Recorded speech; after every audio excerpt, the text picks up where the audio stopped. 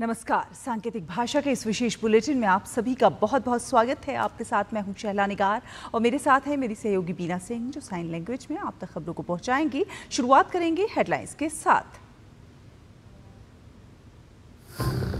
जम्मू कश्मीर में विधानसभा चुनाव के पहले चरण के लिए अब से थोड़ी देर में मतदान होगा आरंभ। 24 सीट पर 219 उम्मीदवारों की किस्मत का होगा फैसला।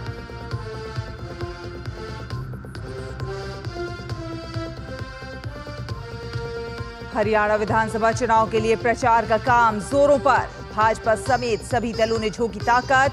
कांग्रेस अध्यक्ष मल्लिकार्जुन खड़गे आज नई दिल्ली में पार्टी मुख्यालय में करेंगे प्रेस वार्ता।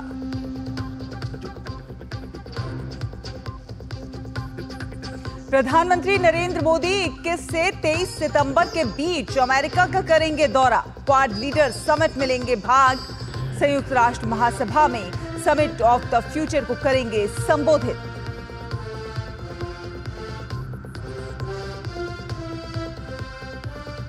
वित्त मंत्री निर्मला सीतारमण आज एनपीएस वात्सल्य योजना का करेंगी शुभारंभ। माता पिता पेंशन खाते के जरिए बच्चों के भविष्य के लिए कर सकेंगे बचत।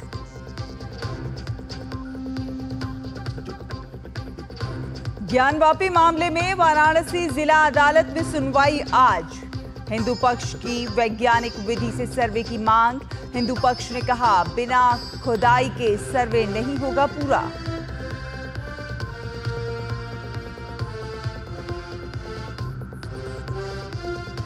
लेबनान में पेजर से होने वाले धमाकों में मरने वालों की संख्या बढ़कर हुई 9। ईरानी राजदूत समेत 3000 लोग हुए घायल। अमेरिका ने हमले में शामिल होने से किया इनकार। हिजबुल्लाह ने इजराइल से बदले की कही बात। चेस ओलंपियाड के 7वें दौर में आज भारतीय पुरुष टीम का चीन और महिला टीम का जॉर्जिया से होगा मुकाबला। लगातार 6 जीत के बाद टूर्नामेंट में पहली बार स्वर्ण पदक जीतने पर भारत की नजर। तो चलिए खबरों को विस्तार से देख लेते हैं। आपको बता दें कि आज जम्मू कश्मीर विधानसभा चुनाव के पहले चरण के लिए अब से कुछ देर में मतदान शुरू होगा। वोटिंग के लिए मतदाताओं की कतार देखी जा रही है। पहले चरण में राज्य की 24 विधानसभा सीटों पर मतदान होने जा रहा है। राज्य में एक दशक बाद होने वाले विधानसभा चुनाव के लिए प्रशासन पूरी तरह से मुस्तैद है। शांतिपूर्ण मतदान के लिए सुरक्षा के कड़े बंदोबस्त किए गए हैं।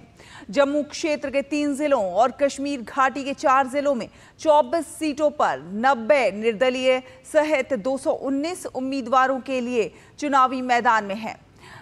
मतदान सुबह 7 बजे से लेकर शाम 6 बजे तक चलेगा।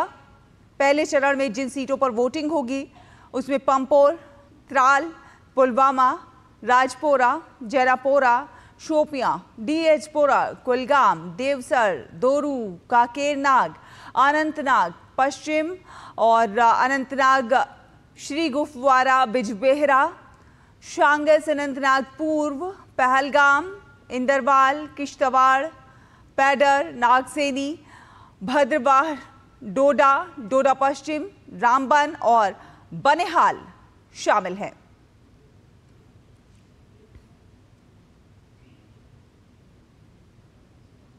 आगामी हरियाणा विधानसभा चुनावों के लिए प्रचार तेज हो चुका है। हर एक राजनीतिक दल विधानसभा चुनाव को अपने पक्ष में करने के लिए हर संभव प्रयास कर रहे हैं। प्रदेश भर में धुआंधार प्रचार और जनसभाओं का दौर जारी है। सभी दलों के राजनीतिक पार्टियों ने अपनी पूरी ताकत झोंक दी है। आज कांग्रेस अध्यक्ष मल्लिकार्जुन खड़गे नई दिल्ली में प्रेस वार्ता करेंगे। हरियाणा राज्य विधानसभा के चुनावों में कांग्रेस 79 सीटों पर चुनाव लड़ रही है।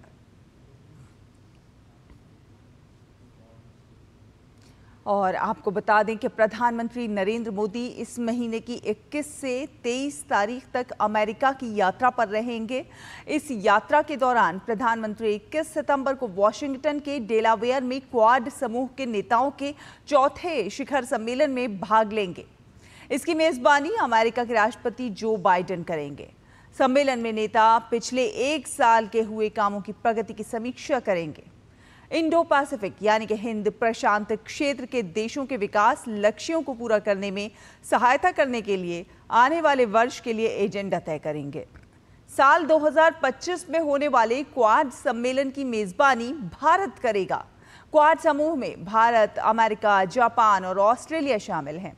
पीएम मोदी 22 सितंबर को न्यूयॉर्क में भारतीय समुदाय को संबोधित करेंगे।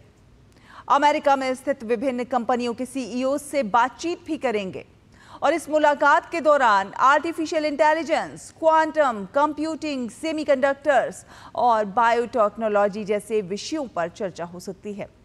अगले दिन पीएम 23 सितंबर को संयुक्त राष्ट्र संघ की महासभा में समिट ऑफ द फ्यूचर को संबोधित करेंगे। अमेरिका यात्रा में प्रधानमंत्री नरेंद्र मोदी सदस्य देशों के साथ द्विपक्षीय संबंधों और आपसी हित के मुद्दों पर विचार विमर्श करेंगे। एनडीए सरकार के तीसरे कार्यकाल के 100 दिन पूरे होने पर अनेक केंद्रीय मंत्रियों ने प्रेस वार्ता करके सरकार की उपलब्धियां गिनाई हैं। केंद्रीय मंत्रियों ने अपने अपने मंत्रालय के 100 दिनों का रिपोर्ट कार्ड जनता के सामने रखा है।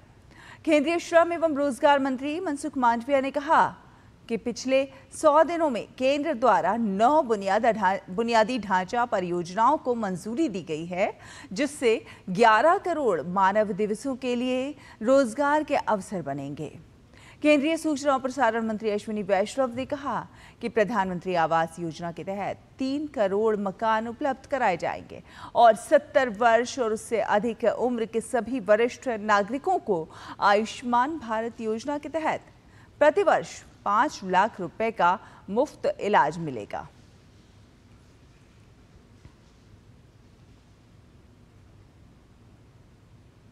केंद्रीय वित्त मंत्री निर्मला सीतारमण आज एनपीएस वात्सल्य योजना का शुभारंभ करेंगी। नई दिल्ली में आयोजित मुख्य समारोह से लगभग 75 स्थान वर्चुअल माध्यम से जुड़ेंगे। ये भारत की भावी पीढ़ियों को अधिक वित्तीय रूप से सुरक्षित और स्वतंत्र बनाने की दिशा में एक बड़ा कदम है।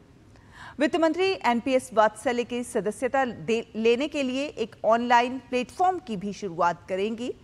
योजना विवरणिका जारी की जाएगी और नए नाबालिग ग्राहकों को स्थायी सेवानिवृत्ति खाता संख्या यानी कि PRAN कार्ड वितरित करेंगी।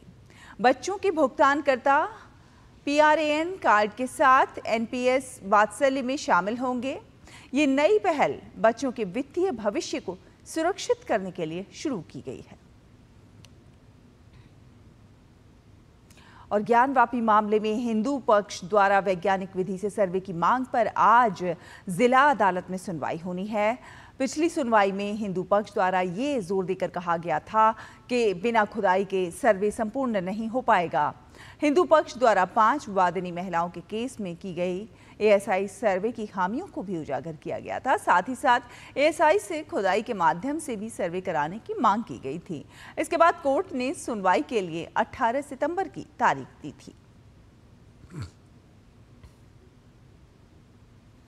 और लेबनान की राजधानी बेरूत में हिजबुल्लाह के सदस्यों के हजारों पेजर में विस्फोट हुआ है। इस धमाके में अब तक 9 लोगों की मौत हो चुकी है, जबकि करीब 3000 हिजबुल्लाह के सदस्य इस धमाके में घायल हुए हैं। वहीं हिजबुल्लाह ने पेजर विस्फोट के लिए इजराइल को दोषी ठहराया है। हिजबुल्लाह के मुताबिक ये अपने आप में पहली और सबसे बड़ी सुरक्षा चूक है। इस घटना में लेबनान में ईरान के राजदूत मुज्तबा अमानी भी घायल हुए हैं। इन धमाकों के बाद बेरूत के दक्षिणी इलाकों में मौजूद तमाम अस्पतालों में अफरा तफरी का माहौल देखा गया। अमेरिका ने लेबनान में हुए पेजर विस्फोटों में अपनी किसी भी तरह की संलिप्तता से इनकार किया है। और हंगरी के बुडापेस्ट में चल रहे 45वें शतरंज ओलंपियाड के 7वें दौर में भारतीय पुरुष टीम का मुकाबला चीन से होगा। वहीं भारतीय महिला टीम का मुकाबला जॉर्जिया से होगा। छठे दौर में पुरुष टीम ने मेजबान हंगरी को 3-1 से, जबकि महिला टीम ने आर्मेनिया को 2-5, 1-5 से हराया।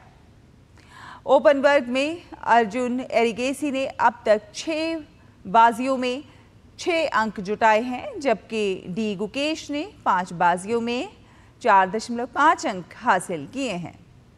भारत के 12 अंक हैं और चीन के खिलाफ मुकाबला महत्वपूर्ण होगा क्योंकि शीर्ष वरीय अमेरिका और गत चैंपियन उज्बेकिस्तान क्रमशः 9 और 10 अंक के साथ काफी पीछे हैं।